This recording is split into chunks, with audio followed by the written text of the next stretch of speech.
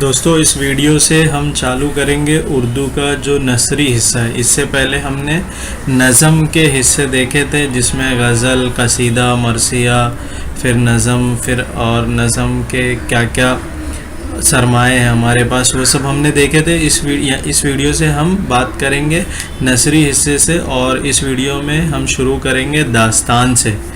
تو دیکھتے ہیں۔ اگر آپ کو لگے یہ ویڈیو کسی اور کے لیے بھی فائدہ مند ہو سکتی ہے تو ان کے ساتھ ضرور شیئر کریں۔ دیکھتے ہیں داستان کا فن کسے کہتے ہیں۔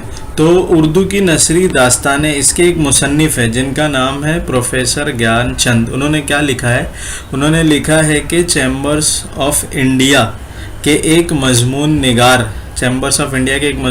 ہے، ان کے مطابق قصے وہیں زیادہ ترقی کرتے ہیں جہاں لوگ زیادہ کاہل ہوتے ہیں۔ تو 19ویں صدی کے دلی اور لکھنؤ میں کاہلی کا قحط نہیں تھا، مطلب یہاں پہ بہت سارے لوگ کاہل تھے، اور اس وقت تک قصے کی کوکھ سے داستان جنم لے چکی تھی۔ اس کی حیثیت شجاعی رومان کی تھی، اور اس میں واقعی افیون کی ترنگ پوشیدہ تھی۔ بادشاہ، شہزادے، وزیر، امیر، نواب، سلطنت کے عہدیدار سبھی داستان کے زلف گرہ گیر تھے، یعنی سب کو داستان سننا پسند تھی۔ غرض حقیقت کی دنیا سے فرار کے بعد داستان ایک اچھی جائے بناتی، مطلب لوگ حقیقت سے دور چلے جاتے تو ان کو داستان بہت اچھی لگتی ہے۔ چنانچہ داستان ترقی کرتی رہی اور باقاعدہ فن کی حیثیت اختیار کر لی۔ اب دیکھتے ہیں داستان کے تقاضے کیا ہے۔ یہ تھوڑا داستان کا انٹروڈکشن تھا کہ کیوں ترقی کرتی ہے اور کیا وجہ تھی، اور اسمال انٹروڈکشن۔ ابھی داستان کے تقاضے کیا ہے؟ تو پہلا جو تقاضا ہے وہ ہے طوالت کا۔ تو داستان طویل ہونا چاہیے، یہ اس کی اولین شرط ہے، فرسٹ کنڈیشن، کیونکہ اس کی ضرورت وقت گزاری کے لیے ہوتی ہے۔ داستان کی ضرورت وقت گزاری کے لیے ہوتی ہے، اور خالی وقت اس وقت بے حساب تھا۔ داستانیں پڑھی نہیں، سنی جاتی تھی۔ رات کے وقت کیا ہوتا تھا؟ بادشاہ اور امیر اپنی خواب گاہوں میں، اور عام لوگ چوک چوراہے یا کسی مکان میں دیر رات تک داستانیں سنتے۔ سامعین یعنی سننے والے سونے تک داستان گو کا سلسلہ بیان جاری رہتا۔ سامعین جب تک سو نہ جاتے تب تک داستان گو اپنا جو داستان ہے وہ سناتے رہتا تھا، اور جب سب لوگ سو جاتے تھے پھر اس کے بعد اگلی رات پھر وہیں سے قصے کی ڈور پکڑ لی جاتی تھی جہاں سے پچھلی شب ٹوٹی تھی۔ اس لیے ضروری ہوا کہ داستان طولانی ہونا چاہیے، مطلب طویل ہونا چاہیے۔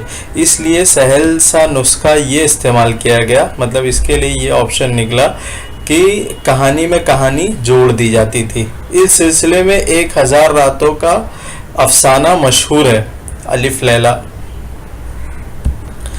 پلاٹ جو ہے داستان میں اس کا تصور نہیں کر سکتے، جبکہ قصے کو بیجا حد تک طول دیا جاتا ہے، اور نل میں نل کی طرح قصے میں قصے کو جوڑ کر اسے شیطان کی آت بنایا جاتا ہے۔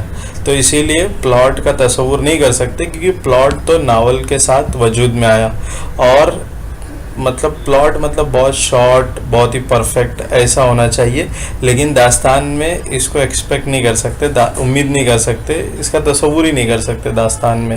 تو داستان سے پلاٹ کا مطالبہ نہیں کیا جا سکتا۔ پھر اس کے بعد تیسرا تقاضا جو ہے داستان کے لیے وہ ہے فوق فطری عناصر۔ یہ کیا ہے؟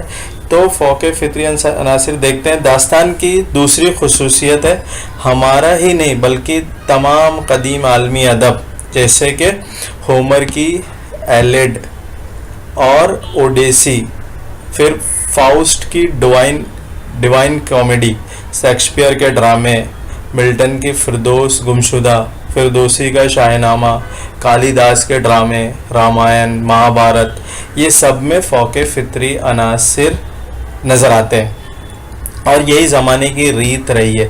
فوق فطری عناصر کس کو کہتے ہیں؟ جیسے دیو، پری، تلسمی محلات، مطلب جو جادو نگری، اور یہ ساری چیزیں، دیو، پری، اور مطلب یہ جو تھے جو جس پہ یقین نہیں کیا جا سکے، وہ اس کو کہتے ہیں فوق فطری عناصر۔ چوتھا جو تقاضا ہے داستان کے لیے وہ ہے کردار نگاری۔ کردار نگاری کیا ہے؟ تو اس کا تصور داستانوں کے زمانے میں آج سے مختلف تھا۔ آج وہ کردار پسند کیے جاتے ہیں جو ہر پہلو سے حقیقی زندگی کے کردار نظر آتے ہیں، حقیقی ریئل. لیکن داستانوں میں ایسا نہیں تھا، داستانوں میں فوق فطری زیادہ پسند کیے جاتے تھے، ان میں وہ خوبیاں اور عیب. تو آج کے کرداروں میں جو خوبی اور عیب پائے جائے وہ سچ مچ کے انسانوں میں ہونے چاہیے، مگر اس طرح کے کردار مطلب جیسے سچ مچ آج کے کردار جو ہیں وہ داستانوں کے لیے سوٹیبل نہیں ہے، موزوں نہیں ہے. اور ایسے کردار موزوں تھے جنہیں دیکھ کر خوف زدہ ہو جائے اور کارنامے سن کر حیرت میں پڑ جائے. مطلب سندباد، اس کی تلوار، شمشیر سلیمانی، اس میں سے سب پاور نکلتا ہے وغیرہ وغیرہ.